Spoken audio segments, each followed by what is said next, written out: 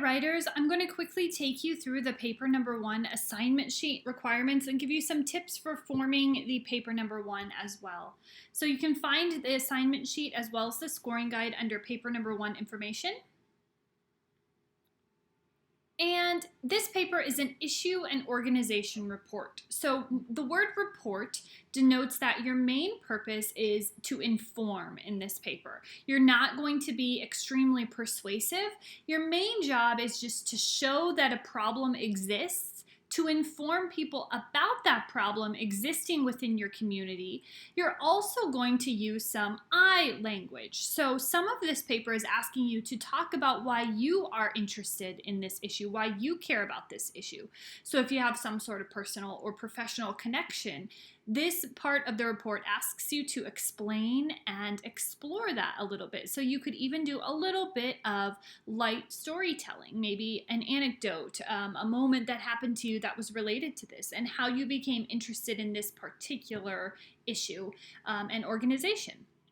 So this paper has 2 sections. The first section is to talk about the issue itself, and the second section is to talk about a local nonprofit organization that deals with this issue, that's devoted to addressing this issue.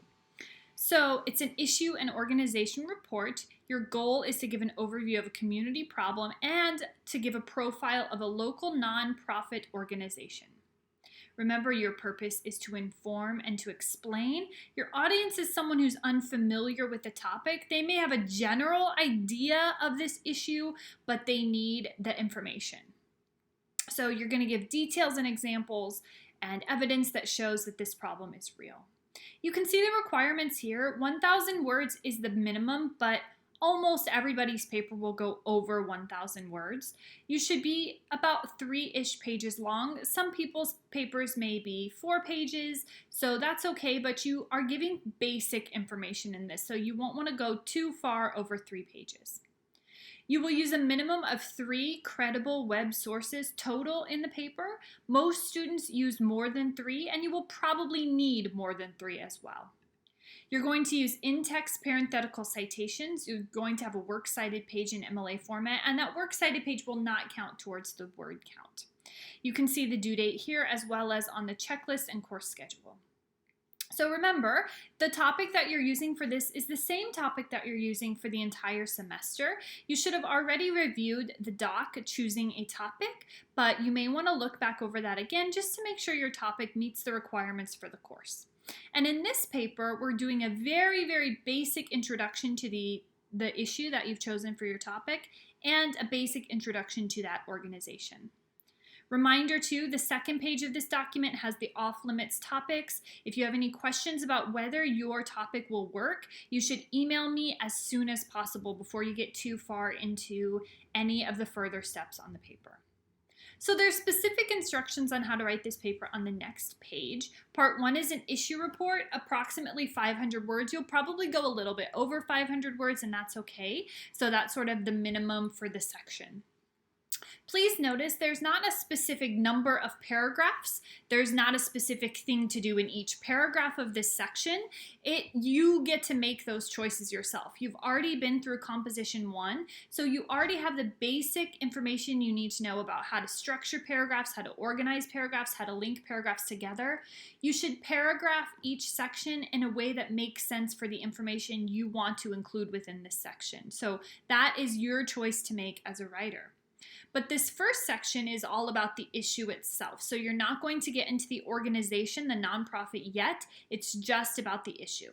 So you're going to identify an issue or problem, inform readers that this does exist within the community, and explain why it's important to you. So please note, you should have a local focus here. So you need some evidence that this problem exists where you are.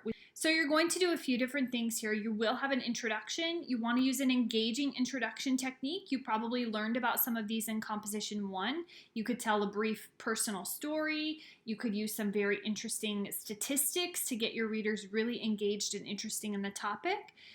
Or any other type of introduction strategy that you think might work really well. You want to avoid beginning by saying, I chose the topic, blah, blah, blah, because that's not very engaging and it's pretty generic.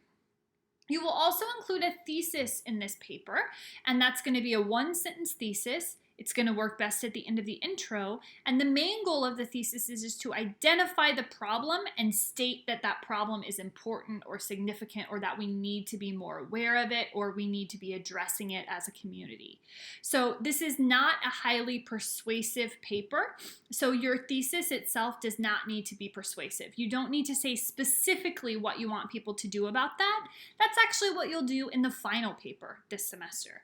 Instead, you just need to say an issue exists and that that issue matters in some way. So for example, you might say homelessness in Kansas City has become a more significant problem in the past few years, and as a community, we need to be doing something about it, right? That could be a great basic starting place for your thesis for this paper. Here's an example here. Notice it's specific: teen homelessness in Kansas City, not just homelessness across the nation or across the world. So we're specific, we're clear, and all we're saying is it must be addressed. So we're not giving a specific solution. We're just saying we need to be aware, we need to do something about it.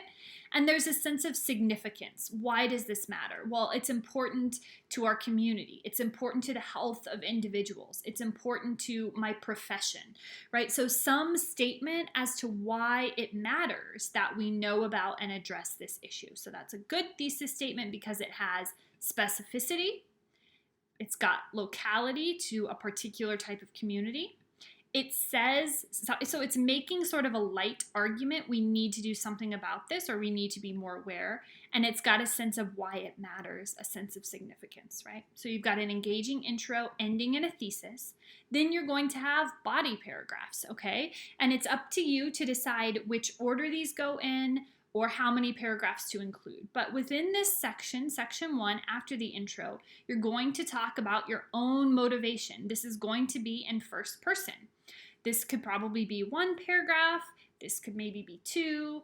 You're going to include evidence that you have seen that this problem really exists. So anecdotal evidence that you have noticed. For example, why did you choose homelessness in Kansas City? What made you think that was a big problem in Kansas City? How do you know that that's a problem just from your own experience? You can also as well incorporate statistics, etc. You're going to give a basic rundown of the extent or effects of the problem. So who does this impact? How many people are impacted? And you're going to call in sources for sure when you are talking about extent and effects of the problem. So you're going to use all of that source usage information from chapters 8, 9, 10, 11 of your textbook, and the things that we went over in the source usage lessons for this week to incorporate those sources. You're going to use the source sandwich. You're going to use identifying tags. You're going to use parenthetical citations. So this section will probably have 2 or 3 sources within it to show that this problem exists within the community and is real within the community. You're not going to go into a lot of detail about all the different things that are affected by this problem. You'll actually go into a lot more complex effects in your final paper. So again, this is sort of a basic introduction, establishing that this problem exists. Here's who it matters the most to. Here's how it impacts our community. You're also going to include some other types of appeals here. So yes, you've got logical appeals with these facts and statistics, but you do want to make it have some emotional impact on your readers too. So you're going to choose some language that does that. You're going to include some people's personal stories within this section if you really want to make it rhetorically effective. You will end this section by addressing what you hope to learn still. So you've done some very basic web research here, but you're going to move into scholarly research as you continue throughout this course. So the final paper and the next paper will include scholarly research as well. What other things, what more complex things do you want to address? For example, do you need to know about the causes? Do you need to know about different types of ways of approaching this, or different types of solutions, and whether they work scientifically or sociologically, right? So where are you going from here as far as research is concerned? Here too, you will use first person. So you will say, I need to know this, or I want to find out more about this. And that is acceptable because that's the type of report I'm asking you to craft here. Part 2 then is organization profile. So you will transition into this section. So you'll create a link here. But you want to say, here's a local nonprofit organization that's trying to do something about this issue. So you're going to choose one, even though there may be many, a local nonprofit. Now remember, provided to you in week 1's information was some tips and some links on how to find a nonprofit organization beyond just Googling for one. So make sure that you're using those resources to help you find an organization that's going to work for this. So you want to go into detail researching the nonprofit. You want to use their website, of course, but you can go to news sites and search for any information there as well. Remember too, if it's information from a site about the organization, you need to cite the organization's website. So you want to say according to redcross.org and then follow with your information, even if you put it in your own words. So make sure you're saying where any information came from.